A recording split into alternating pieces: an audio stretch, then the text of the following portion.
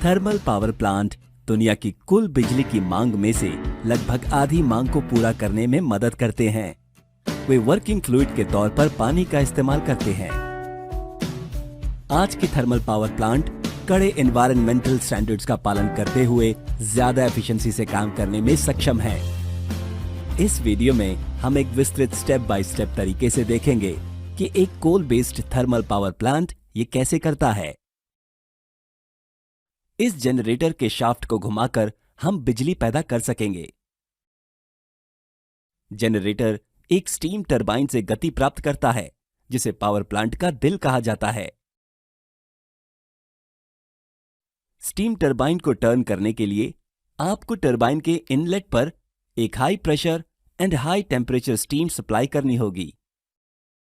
चूंकि turbine high energy fluid से energy हासिल करता है, इसके कारणवश आउटलेट की ओर इसका प्रेशर और टेम्परेचर गिर जाता है।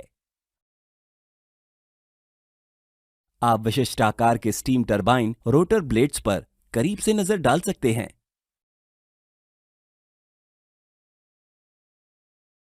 हाई कैपेसिटी वाले पावर प्लांट अक्सर स्टीम टरबाइन के विभिन्न स्टेजेस का इस्तेमाल करते हैं, जैसे high pressure turbine, intermediate pressure turbine और लो प्रेशर टरबाइन्स। तो अब हमने अपना उद्देश्य हासिल कर लिया है। हमने जनरेटर से बिजली का उत्पादन किया है। अगर हम लो प्रेशर और लो टेम्परेचर स्टीम को उनकी मूल स्थिति में वापस ला सकते हैं, जो बहुत हाई प्रेशर और टेम्परेचर पर थे, तो हम इस प्रक्रिया को दोहरा सकते हैं। पहला कदम है प्रेशर को बढ़ाना। आप इस उद्देश्य के लिए एक कंप्रेसर का इस्तेमाल कर सकते हैं, लेकिन स्टीम को कंप्रेस करना एक बहुत ही ज्यादा एनर्जी इंटेंसिव प्रोसेस है और ऐसा पावर प्लांट बिल्कुल भी कुशल नहीं होगा। इसका आसान तरीका यह है कि स्टीम को लिक्विड में परिवर्तित किया जाए और प्रेशर को बढ़ाया जाए।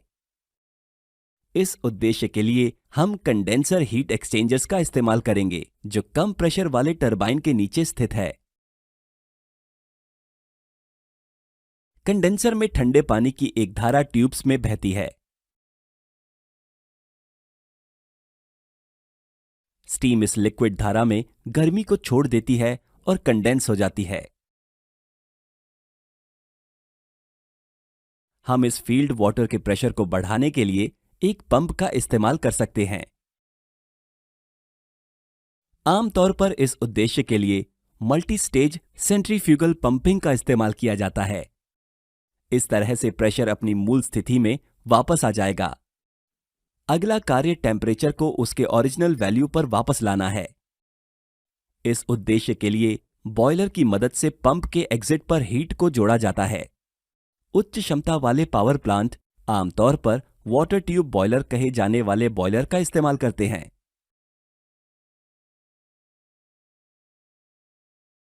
इसके बाद पल्वराइज्ड कोयले को बॉयलर के अंदर जला दिया जाता है। पानी शुरू में एक इकोनोमाइजर सेशन से गुजरता है। यहां पानी फ्लू गैस से एनर्जी ग्रहण करेगा। पानी एक डाउन कॉमर के माध्यम से और फिर पानी की दीवारों में से बहता है, जहां यह स्टीम में बदल जाता है। शुद्ध स्टीम को स्टीम ड्रम में अलग कर लिया जाता है। अब वर्किंग फ्लूइड अपनी मूल स्थिति में वापस आ गया है, हाई प्रेशर और हाई टेम्परेचर में। इस स्टीम को स्टीम टरबाइन में वापस फीड किया जा सकता है और निरंतर बिजली उत्पादन के लिए इस चक्र को बार बार दोहराया जा सकता है। लेकिन इस बुनियादी रैंकाइन साइकिल पर काम करने वाले एक पावर प्लांट की एफिशिएंसी और क्षमता कम होगी। हम कुछ सरल तकनीकों की मदद से पावर प्लांट के प्रदर्शन को काफी बढ़ा सकते हैं। सुपर हीटिंग के मामले में लिक्विड को स्टीम में परिवर्तित करने के बाद भी और भी अधिक हीट ऐड हो जाती है और इससे स्टीम सुपर हीट हो जाती है। स्टीम का टेम्परेचर जितना अधिक होगा, साइकिल उतनी ही ज्यादा एफिशिएंट होगी। ये कैरनॉट की theorem maximum possible thermal efficiency के अनुसार है। लेकिन steam turbine material 600 degree Celsius से अधिक टेम्परेचर का सामना नहीं कर पाएगा, इसलिए सुपरहीटिंग उस सीमा तक सीमित है। ब्लेड की पंक्तियों के साथ बहते हुए स्टीम का टेम्परेचर कम हो जाता है। नतीजतन पावर प्लांट की एफिशिएंसी को बढ़ाने का एक शानदार तरीका यह है कि पहली टरबाइन स्टेज के बाद हीट ऐड कर दी जाए। इसे रीहीटिंग कहते हैं और यह स्टीम के टेम्परेचर को फिर से बढ़ा देगा, जिससे एक हाई पावर आउटपुट और अधिक एफिशिएंसी प्राप्त होगी। पावर प्लांट के कम प्रेशर वाले साइड का जटिल सीलिंग अरेंजमेंट्स के बावजूद भी वायुमंडलीय हवा को सोख लेने का खतरा रखते हैं। फीड वाटर में घुली हुई गैसेस समय के साथ बॉयलर की मटेरियल को खराब कर देंगी। इन घुली हुई गैसों को हटाने के लिए एक खुला फीड वाटर हीटर पेश किया जाता है। टरबाइन से गर्म स्टीम को फीड वाटर में मिलाया जाता है, जिससे उत्पन्न स्टीम बबल्स घुली हुई गैसों को अब्सॉर्ब कर लेंगे।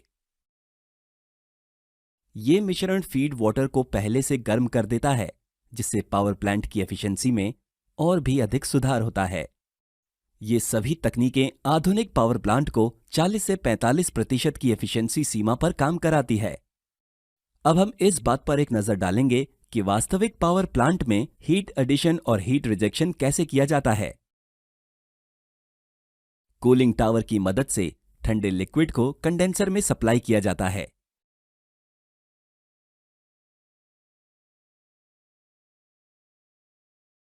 कंडेंसर आउटलेट से गर्म किए गए पानी को कूलिंग टावर में छिड़का जाता है, जो एक प्राकृतिक एयर ड्राफ्ट को शुरू करता है और छिड़का गया पानी अपनी हीट खो देता है।